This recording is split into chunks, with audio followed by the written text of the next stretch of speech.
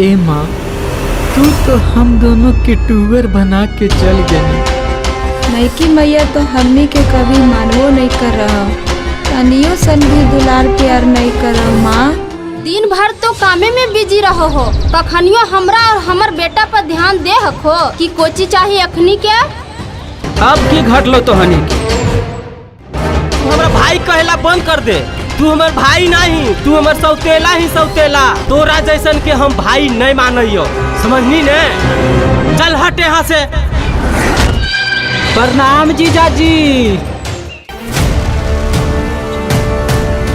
अरे यार, खेले में मजा ना आ रहा। जड़ी झुनझुनवा रहा तो ने तो खेले में मजा आ जीतो। अरे सच में आज तो बड़ी मजा आ जीते खाई में, लेकिन लेग पीसवा तो हम ही खाइबे।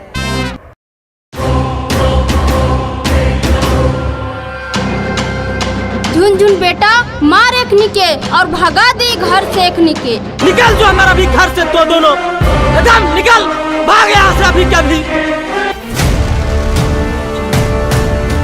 तू हमने के घर से नहीं निकल माँ, हमने के घरे से निकाल देवी तो कहाँ जीवे माँ? हाँ माँ, हमने की घर से नहीं निकाल माँ, हमने घर छोड़ के कहाँ जीवे माँ? तोहनी कहीं भी जो, लेकिन ये घर से निकल जो, हम तोहनी के मुंह देखने चाहो तो।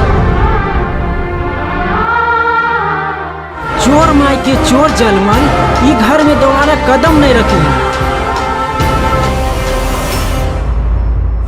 जिंदगी हो 4 दिन के खेल, गजब के खेला।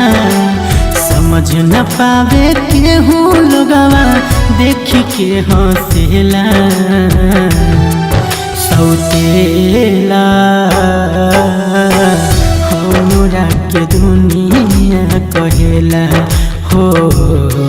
सौतेला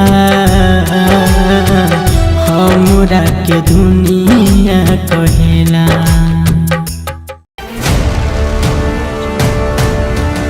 वादा कर भैया कि तू अपन बहन के सब दिन रक्षा करबो, कभी भी कोई दुख नजदीक ना आवे देबो। हाँ दुलरी बहन, हम तोरा से वादा कर रहियो, तोरा पर हम कहियो नहीं आँच आवे देबो। हम जब तक जीवो तब तक हम तोर रक्षा करबो। रानी, तू तू हमरा छोड़ के नहीं जा सके रानी, तू छोड़ के हमें नहीं जा सके रानी। सुना सुना लगता बहन बिन कलैया, हो गेल अब हुआन जानी। जियल कहो मजबूर,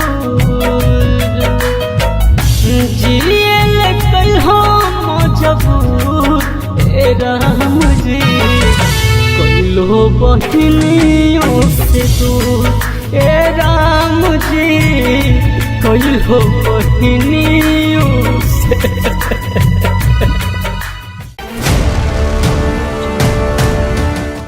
हमर सपना है कि बड़ होके हम हीरो बनिए, हमर नाम ये दुनिया जाने। अरे तो राज आर्यन आज बड़का सुपरस्टार बन गेलो। की सच में? अरे हाँ यार, कल लेके आ रहलियो हम ओकरा।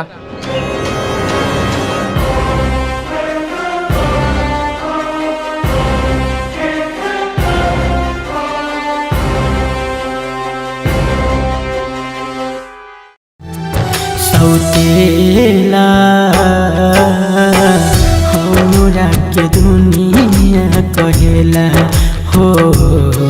सौतेला हमरा के दुनिया